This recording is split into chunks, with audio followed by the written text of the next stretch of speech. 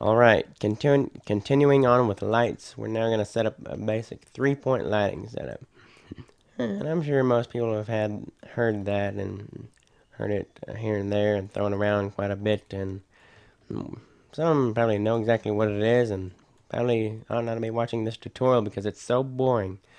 But others probably don't quite know what that is. I know the first time I ran into it, I didn't quite know what it was. And it was a little bit confusing, so I'm going to try to make this understandable. Of course, there's 3 lights. There's a key light, rim light, and a fill light. And that sounds all good and dandy, but what in the world does that mean? Generally, your key light, just think of your key light as your main light source. And let's say the sun as an example. Your key light determines which direction your light is actually shining. So let's just say our light's coming from this direction. And of course, maybe we want that light just a little bit wider here. And you may even want, depending on what you're doing, if you're outside, you may even want a parallel light, or an infinite light, that is, for your key light. But I'll let you determine that. All we're doing is setting it up. Alright, that's gonna be our main light source. So there it is. Of course, there's no shadows yet. Probably be good to add shadows on your main light source. So if we go to shadows here, let's just slap on an area shadow.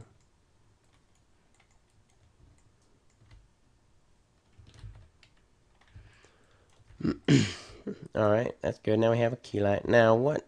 The fill light. So what is the fill light?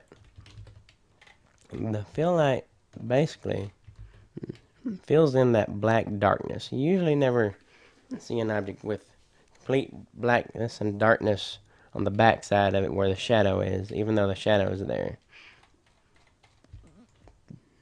All the fill light does is fill that in, the blackness and the darkness.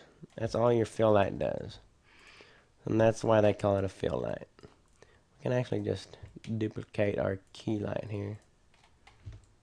And just move it to the other side where our harsh shadows were occurring. Shine it on there. And of course, since its purpose is simply to fill the shadows, it doesn't need to be that bright at all. We probably want to turn down the intensity quite a bit.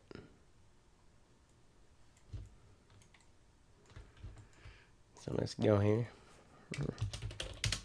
Fill light.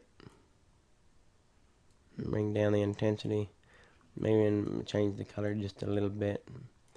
I'm going to give this a little warmer color.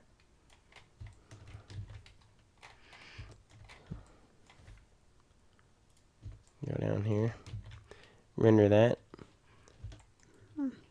So now we have a cube and we have some fill light. Now we can't see the difference between the ground and the object itself. In that case, we probably want to move this a little bit lower, and that way the ground will be just a little bit darker.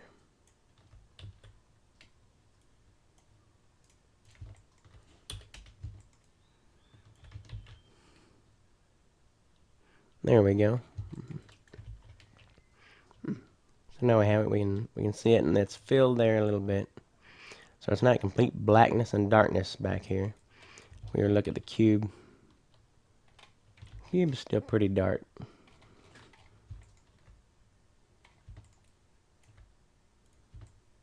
So you can always change the intensity of the light, or you could put another light that only works on the cube. Now there's the last light is called the rim light. And all that is basically that light you see on the edge of things. It may not always exist depending on what you have. It's generally that light right along here that shines. Basically, it's the bounce of the objects around it. And of course, So usually you can do that with global illumination too.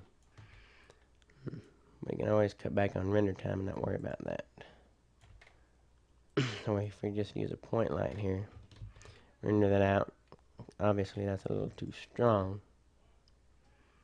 Turn down the intensity quite a bit. And we may even want this a spotlight also.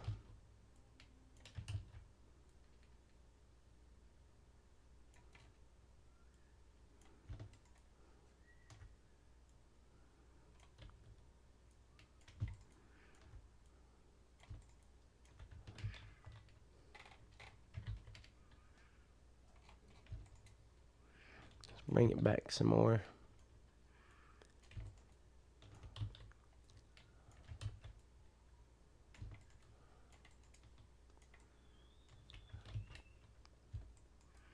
You can also turn up the intensity on this a little bit more. Alright, maybe down a little bit now. So generally that's your rim light there. Just the light that bounces off there. And we may even be able to make that an infinite light. That seems to work pretty good.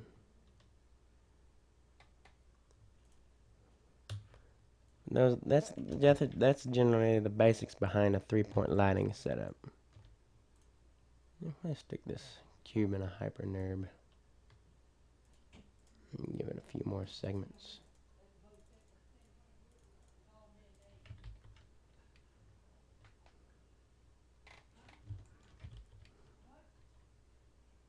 So we can see a little bit of rim light right there.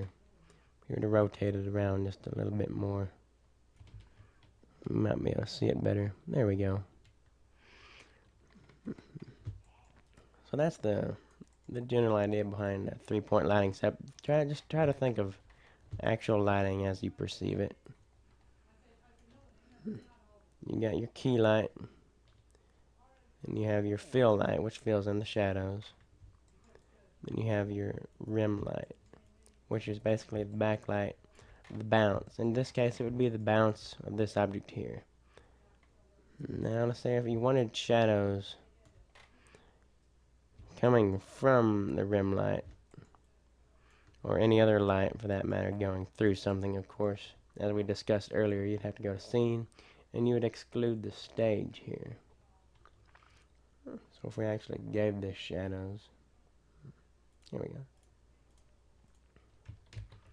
and rendered it, probably wouldn't see too much. And the reason being is because we go back here. Notice it's actually excluding the shadow. So that's probably a problem. If we were to separate those objects, it would probably work quite a bit better, because it's not casting any light on there. If we were to separate this, probably see what I'm saying here. Go to split. Now we have a different object here.